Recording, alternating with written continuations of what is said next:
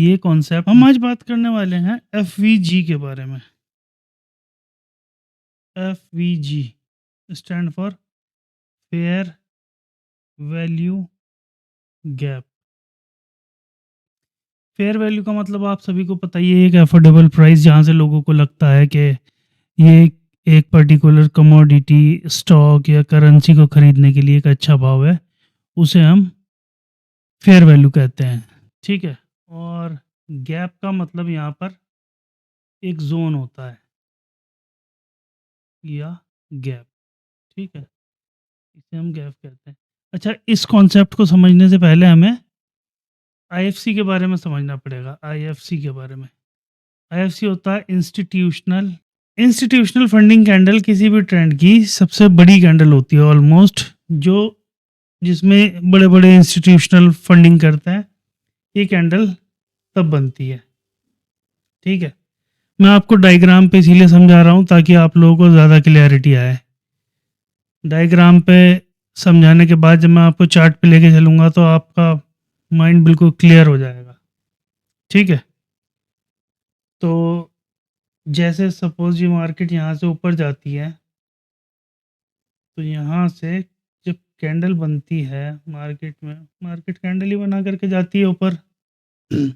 ठीक है, तो मार्केट का ये प्रीवियस जो ये हाई है, ये जो कैंडल ब्रेक करती है, इस कैंडल को हम आईएफसी कैंडल कहते हैं। कैंडल को हम आईएफसी कैंडल कहते हैं।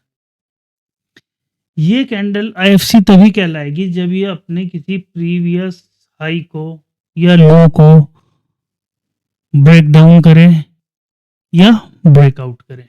ऊपर करेगी तो ब्रेकआउट करेगी, नीचे करेगी तो ब्रेक डाउन करेगी। Got it. उसके बाद अब इसमें हम एफवीजी कैसे निकालते हैं, हम ये फेयर वैल्यू गैप कैसे क्रिएट करते हैं। हम इसमें हम फेयर वैल्यू गैप ऐसे क्रिएट करते हैं। ये जो कैंडल है, एफवीजी जो कैंडल है, ये जो कैंडल अपने प्रीवियस हाई को ब्रेक कर रही है, उस कैंडल से आगे वाली कैंडल का लो ले लेते हैं हम। राइट। ठीक है, और इससे पीछे वाली कैंडल का हाई ले लेते हैं हम, ऐसे करके। राइट। और इस तरीके से हम एक जोन मार्क कर लेते हैं। ठीक है, इसी जोन को हम एफवीजी कहते हैं। तो इसमें हम ट्रेडिंग कैसे करते हैं, इसकी ट्रेडिंग के 4 कॉन्सेप्ट हैं।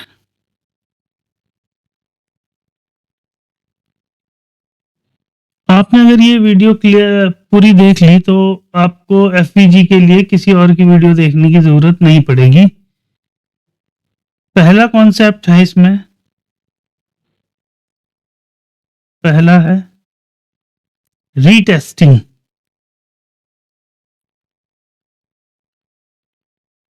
ठीक है, अभी इसके बाद एक एक करके हम इन्हीं डायग्राम पे समझेंगे, फिर हम चार्ट पे चलेंगे, चार्ट पे समझेंगे, फिर हम इन्हें पहले रीटेस्टिंग देख लेते हैं। हम रीटेस्टिंग के बाद फिर हम चार्ट पे चलेंगे। रीटेस्टिंग का कॉन्सेप्ट ऐसा होता है, यहां पर मार्केट जब बेयरिश मूव देती है, तो देने के बाद मार्केट जब इस गैप के अंदर आ जाती है, इस गैप के अंदर जब मार्केट आ जाती है और अपने 50% लेवल को क्रॉस कर देती है, तो यहां पर मार्केट कुछ गैप के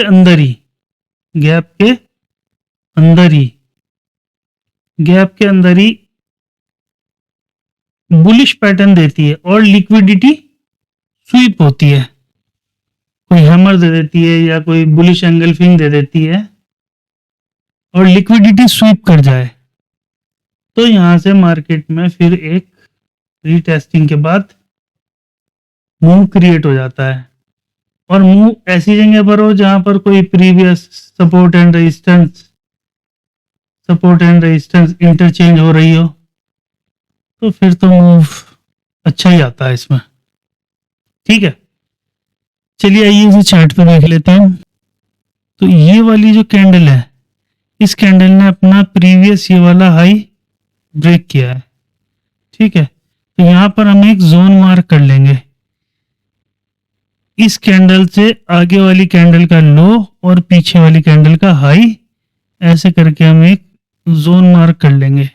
ठीक है, और आप देख सकते हैं मार्केट हमारे इस जोन में आई है, इस जोन में आई है और लिक्विडिटी भी स्वीप हुई है। लिक्विडिटी स्वीप होने के बाद हमारे को एक अच्छा खासा मूव, आप ये देख सकते हैं कि कितना अच्छा एक मूव हमारे को देखने को मिला है। यहां से लेके यहां तक का ये मूव हमारे को इसमें ये देखने को मिला है। तो ये जो कॉन्सेप्ट है ये रीटेस्टिंग का कॉन्सेप्ट है। मार्केट आई है, एफवीजी जोन को रीटेस्ट किया है, रीटेस्ट हो गए, अपनी जर्नी कंटिन्यू करी है। ठीक है, आपको एक बेयरिश साइड का भी दिखा देता हूं मैं। ये देखिए आप, अगर आप इसे देखें तो इस वाली कैंडल ने इस वाले प्रीवियस अपने इस लो को ब्रेक किया है, ये बेयरिश साइड का है। तो हम यहाँ इससे एक पहले वाली कैंडल ले लेंगे, इससे एक पहले वाली कैंडल ले लेंगे यहाँ से, और इसके एक बाद वाली नीचे वाली कैंडल लेकर के एक जोन मार्क कर देंगे ऐसे करके। अब आप देख सकते हैं मार्केट इस जोन में आई है, लिक्विडिटी स्वीप हुई है और 50% रीजन के बाद, लिक्विडिटी स्वीप होने के बाद मार्केट ने एक अच्छा खासा मूव अपना यहां से लेके यहां तक का मूव हमारे को दिया है। ठीक है, ये भी एक रीटेस्टिंग का कॉन्सेप्ट है, ये बेयरिश साइड का है। वो जो मैंने इससे पहले आपको दिखाया वो बुल साइड का था। इसका दूसरा कॉन्सेप्ट है डायरेक्ट क्रॉसिंग।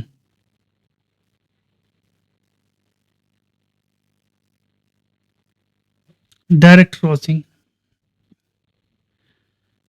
इस कॉन्सेप्ट में क्या होता है, इस कॉन्सेप्ट में मार्केट जैसे ऊपर जाती है,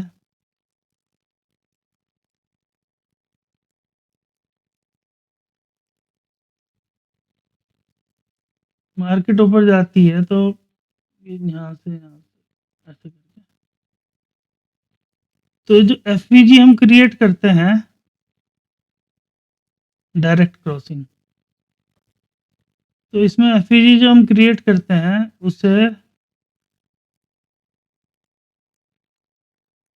एक ही कैंडल उसे क्रॉस कर जाती है। इस एफवीजी के अंदर मार्केट ब्रेक नहीं होती, कैंडल के टुकड़े नहीं होते। जो भी पर्टिकुलर आप टाइम फ्रेम यूज कर रहे हो, 5 मिनट 15 मिनट, उसी टाइम फ्रेम में आपने देखना है जिसमें एफवीजी क्रिएट हुआ है। आपने इसमें टाइम फ्रेम फिर चेंज नहीं करना है कि आपने 15 मिनट वाली कैंडल में तो डायरेक्ट क्रॉसिंग देख ली और 5 मिनट वाली कैंडल तो टूटेगी इसमें, क्योंकि वो तो छोटी होगी, ऑब्वियस सी बात है। तो इस केस में क्या होता है, इस केस में मार्केट जब डायरेक्ट क्रॉस करती है तो यहां से मार्केट रीटेस्ट करती है, और अपनी जर्नी नीचे के लिए ही कंटिन्यू करने लग जाती है। इस एफवीजी को टेस्ट करने के बाद मार्केट फिर अपनी जर्नी नीचे कंटिन्यू कर देती है। ठीक है, नीचे, तो इस कॉन्सेप्ट को हम डायरेक्ट क्रॉसिंग कहते हैं। ठीक है, चलिए अब इसे ही चार्ट पे देख लेते हैं। इसे मार्केट ने ब्रेक किया है इस कैंडल के साथ, तो हम इसे यहां से मार्क कर लेंगे। देखिए ये हमने जोन मार्क करा, नेक्स्ट कैंडल ने इस जोन में आई और लिक्विडिटी स्वीप करके ऊपर चली गई, और यहाँ पर एक ये एसआर इंटरचेंज का एरिया था और यहाँ से मार्केट सीधा ऊपर उठ गई। ये आपको एक दो बार आप देखोगे, आपको इस तीनों चारों जितने भी कॉन्सेप्ट हैं ये एक बार में माइंड में क्लियर हो जाएंगे। फिर आपको ये चीज़ याद करने की ज़रूरत नहीं पड़ेगी। बस आप जो मैंने आपको बताया इस पे आप 3-4 बार प्रैक्टिस कर लीजिए, 5 बार प्रैक्टिस कर लीजिए, अलग अलग टाइम फ्रेम में देखिए कहाँ पे एफवीजी बन रहा है, आप उसे अगर देखेंगे तो आपको क्लैरिटी ज़्यादा आएगी। ठीक है, चलिए हम इसे चार्ट में देख लेते हैं एक बार। यहाँ पर आती है, इस जोन के जब अंदर आती है तो मार्केट अपना आपको इस जोन का जो 50% लेवल होता है, जो भी जोन का 50% एरिया होता है, मार्केट इससे पहले ही टूट जाती है और कैंडल छोटी करने लग जाती है। इस केस में मार्केट कंसोलिडेट करने लग जाती है, कंसोलिडेशन फेज में चली जाती है, डिस्ट्रीब्यूट हो जाती है। ठीक है, तो इसे हम कैसे सॉल्व करेंगे? इसे सॉल्व करने के लिए हमें देखना पड़ता है चार्ट पैटर्न्स। इसे सॉल्व करने के लिए हमें चार्ट पैटर्न्स देखने पड़ते हैं। मोस्टली अगर जो ट्रेंड अप है, ट्रेंड अप है, तो हमें इसमें inverse head and shoulder pattern देखने को मिलता है। अगर ये हम बेयरिश साइड में देख रहे हैं तो हमें एक हेड एंड शोल्डर पैटर्न देखने को मिलता है और इसके या तो हेड पर या इस शोल्डर पर हमारी एंट्री हो जाती है या हमारा एसएल लग जाता है। ठीक है, तो इस केस में यहाँ पर हमारे को एक हेड एंड शोल्डर देखने को मिलता है, इनवर्ट हेड एंड शोल्डर देखने को मिलता है, जिसमें हमारी यहाँ पर भी एंट्री होती है, यहाँ पर भी एंट्री होती है, यहाँ से लिक्विडिटी स्वीप हो जाती है, यहाँ से लिक्विडिटी स्वीप हो जाती है। सॉरी, फोर्थ है डायरेक्ट रिजेक्शन।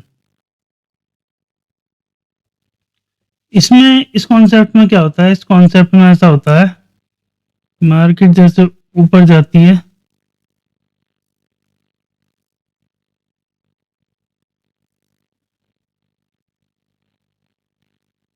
ये जो हमारा एफवीजी का एरिया होता है, यहाँ पर मार्केट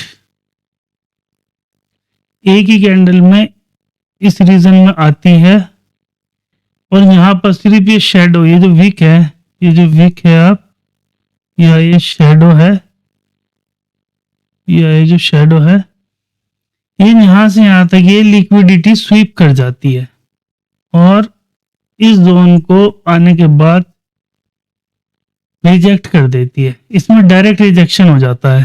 तो डायरेक्ट रिजेक्शन जब हो जाता है, या तो यहाँ पर प्रीवियस कोई एसआर इंटरचेंज का एरिया हो, सपोर्ट एंड रेजिस्टेंस जहाँ पर चेंज हो रहे हैं और वहां पर इतनी बड़ी लिक्विडिटी स्वीप हो जाए, तो हम इसमें ट्रेड ले लेते हैं, फिर हम इसमें अपसाइड के लिए प्लान कर देते हैं। अगर ये कोई रेजिस्टेंस एरिया है, रेजिस्टेंस है और प्रीवियस कोई ऐसा ही स्ट्रक्चर है, कोई इसी तरह से यहाँ पर मार्केट ने रिजेक्शन देके नीचे आई हो सेम कैंडल में, तो हम यहाँ से फिर नीचे के लिए मूव प्लान करते हैं।